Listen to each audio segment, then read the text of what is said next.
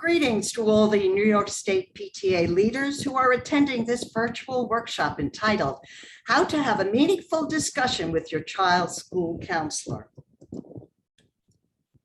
My name is Dr. Kathleen Corbett, and joining me today are three of the most outstanding school counselors I know. First, I would like to introduce our elementary school counselor, Lisa Mulady. Then we will have Ray Polk, a middle school counselor, and finally, Donna Craig, our high school counselor.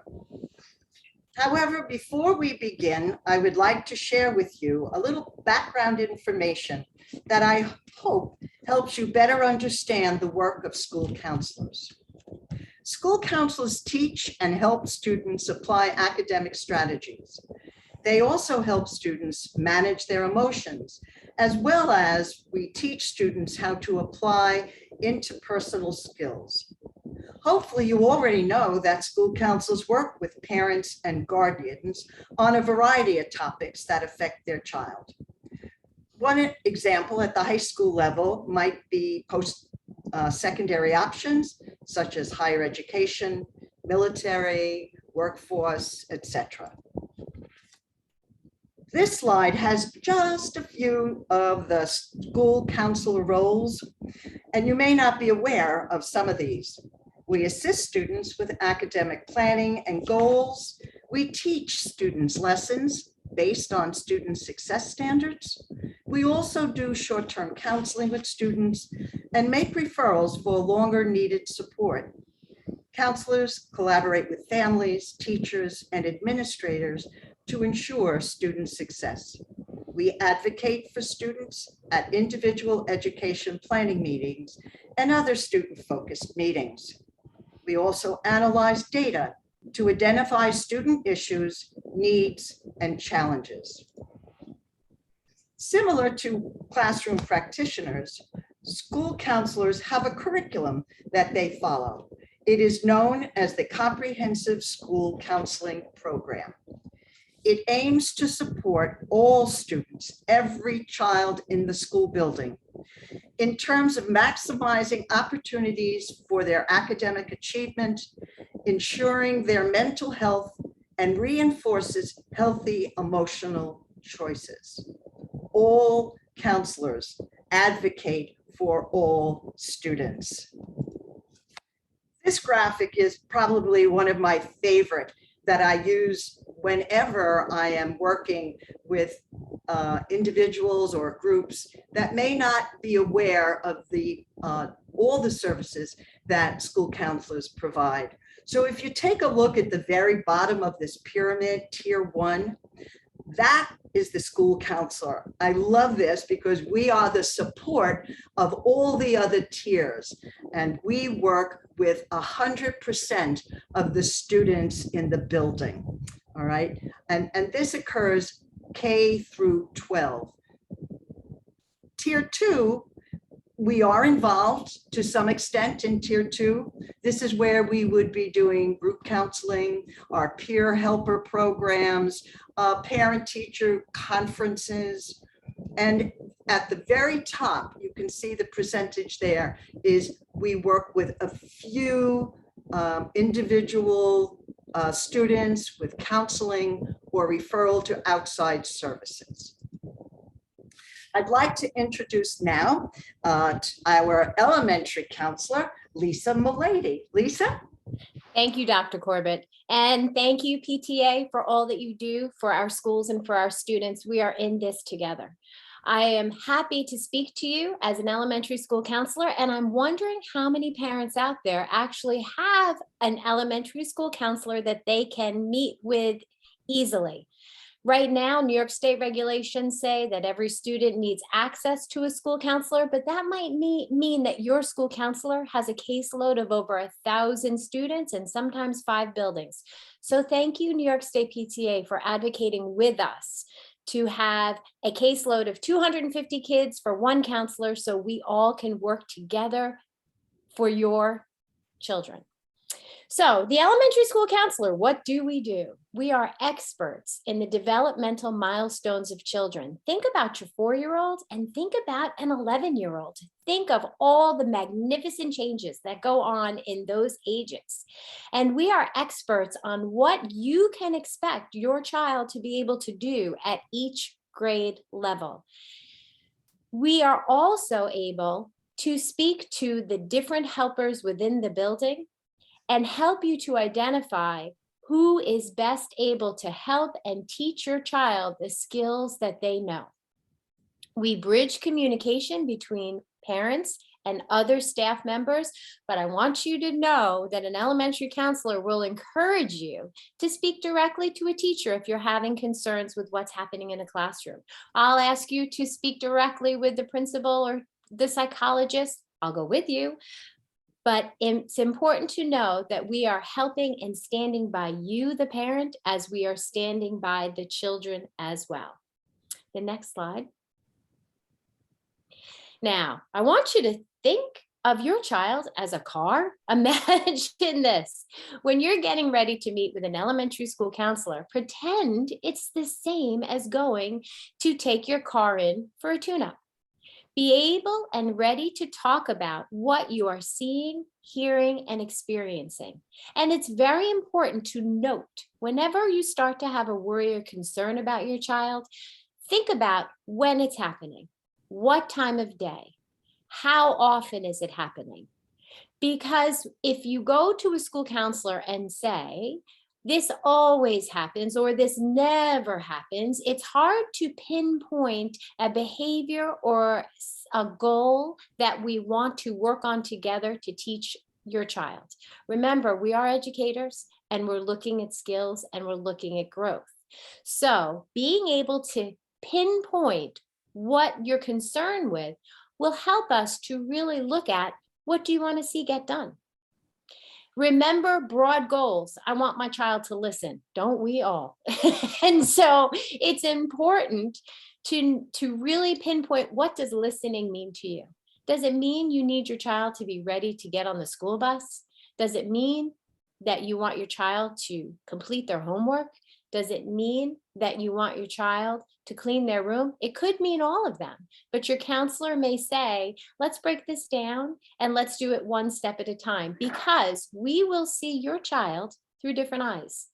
Counselors are experts and have great knowledge in the learning process and the teaching process, and we're here to help you through your struggles, through your concerns, to create goals, and we will see your child loving learning. That is our goal and that is our hope, because in elementary school, it is the foundation for lifelong learning.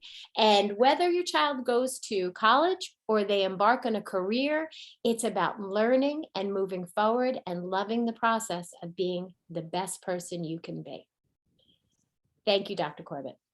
Thank you, Lisa. We will now hear from Ray Polk, our middle school counselor. Thank you, Dr. Corbett. Thank you, Lisa, for setting up what the school counselors do, not just at the elementary level, but that transitions up into the middle school. And I would also like to take a moment to thank all of you members of the New York State PTA for allowing us to have access to you today. This should not be a one-time conversation. We need to continue this conversation in our local school districts. So very similar to the elementary counselor, everything that Lisa mentioned, we continue along that process into the middle school. We are uniquely trained to help you understand the developmental stages of your child, of your young scholar going through the adolescent developmental years, focusing on learning strategies, self-management skills, and supporting the students and the families through this important developmental period. Next slide, Dr. Corbett. So the role of the middle school counselor is to balance our program along with the addressing your students' academic, career, social, emotional, developmental needs, providing necessary interventions essential to removing barriers to their learning, and helping students to develop the skills and behaviors critical to their achievement. This means that we don't do it for them. We encourage parents to allow the students to start to build that independence. We have a few short years. It could be anywhere from 2 years to 4 years, depending upon the structure of your district, to help those students go from being the children of elementary school to the young adults of high school and starting to transition on to the future. Next slide, Dr. Corbett. So continuing along with that analogy of car maintenance, we encourage you, just as you would if you had your brand new car and now it's paid off and you're not so worried about where you park in the parking lot, you still care about your car. You want to make sure you're washing the car, you're doing your maintenance. These middle school years, we still need you to stay connected to the school and to your children. I would encourage all parents, all family members to familiarize themselves with their school district's websites. Most districts nowadays are using a parent portal, an electronic version of seeing progress reports and report cards. As early as possible, inquire with your school counselor about access to that parent portal. This is where you have real-time access to things like grades and attendance, so you can stay current with what's happening in that real-time moment. So as Lisa had mentioned, it's important to communicate to us what you're seeing, hearing, and experiencing at home, because we may see an entirely different student here in the building. Their friendships may start to change. The friends that you knew that they had in elementary school, you may start to see differences as they're moving along. And if there are any concerns, it's very important to communicate those to your school counselor. We also are not necessarily going to take the conversation for you directly to the teachers or the administrators. What we encourage is for both the parents and families, as well as the students, to work directly with the different members of the school community.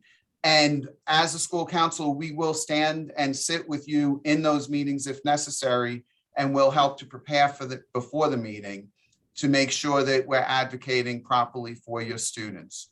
So the middle school years, they can lead to very dynamic change, and it's a key to keep that homeschool communication available. Thank you again very much for allowing us to be part of this conversation, and by all means, reach out to us on a regular basis. Thank you, Dr. Corbett. Thank you, Ray. And now, finally, we save the best for last. No, I'm kidding. They're all wonderful, aren't they? Donna Craig, our high school counselor, will provide you with some additional information. Donna? Thank you, Dr. Corbett. Thank you, Ray. Thank you, Lisa. And especially thank you, New York State PTA, for allowing us to speak to you today.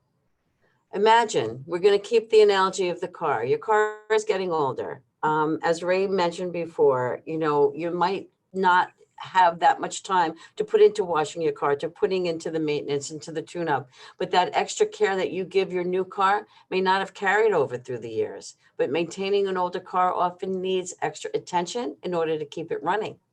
The journey is reaching a critical juncture, and your car will need help getting through the next several years. Next slide. The high school counselor's role. We transition our students from middle to high school, and it's incredibly important to be part of your child's progress into adulthood.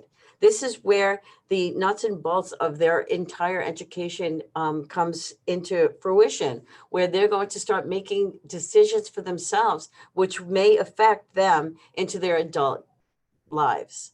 It is important more than ever that you maintain contact with his or her school counselor at this point, and make sure you know what's happening with your child at any given stage of their high school career. Next slide.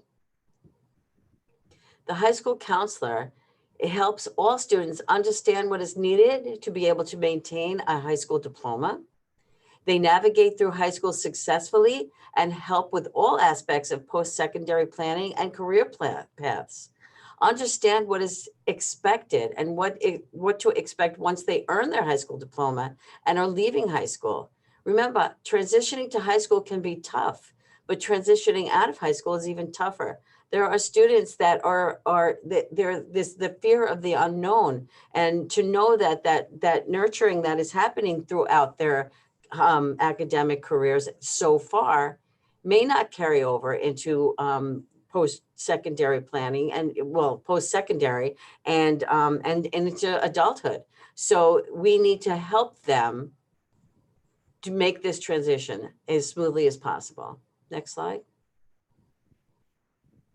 We're there to assist students acclimated to the high school, academically, socially, and emotionally. We're also there to serve as a liaison between the students, the parents, and the teaching staff. A teacher will reach out to us. We're the first people that they do reach out to, so that if there's a problem, if they're having issues with attendance, if there's something that's happening academically, a teacher will reach out to us. And then we in turn will reach out to the parent, reach out to the student to find out what support we can provide that will help them get back on track and be able to be successful and graduate. We're there to assist with academic planning. We're there when we have college visits to make sure that the student, if they're interested in that college, signs up and comes to meet with someone, meets with the academic advisors from that college to see maybe this is where they would like to spend the next 4 years of their lives. But this is all happening on the high school level, and we do encourage parents to be a part of that. And we help students develop communication and self-advocacy skills. Remember, once they get to college, we can't speak for them. And through their high school years, it is very important that these students learn how to advocate for themselves and learn how to speak up when they are experiencing something that they need to get off of their minds, they need to speak to. That's what their counselor is there for. And that's where our collaboration with a parent is very important. Next slide. Okay, meeting with high school counselors, it's important to come to any grade level parent night that is being offered in your school. It's important to hear what the plan is and what is going to be happening at any given time in your student's high school career. And meet with your child's counselor for their junior and senior meetings. Junior meetings are important because we're going to allow them the opportunity to find out what they're going to need for the following year to get ready for post-secondary. And senior meetings, we meet with them just so that they can implement what we've put into place in their junior year. And they could start doing the college application process and the scholarship process. And this is all steps that we take together to help students become successful and graduate. Next slide. Thank you again for the opportunity to speak to you today on behalf of all school counselors. Thank you, Dr. Corbett. You're very welcome, but thank you, Donna. Thank you, Lisa, Ray, and Donna. We were hoping to have some time during this presentation to answer any of your questions. Unfortunately, this pre-recorded presentation does not allow for that. However, Bob Rotunda and I will be at the NYSCA table. And if you have any questions, please stop by and see if we can help you understand or answer your questions or whatever. But as we've all been saying, we are here always to help our parents. Okay. Please reach out to us. There are many of us all around the state who are school counseling experts who are ready and willing to work with your local PTAs. So please reach out to us. You see some of our social media. You can contact us through that, or just friend us. We would love to have you friend our social media. It's always important. Anyway, thank you again to the New York State PTA. Have a wonderful conference. And I look forward to meeting some of you at the NYSCA table. Thank you so much and take care.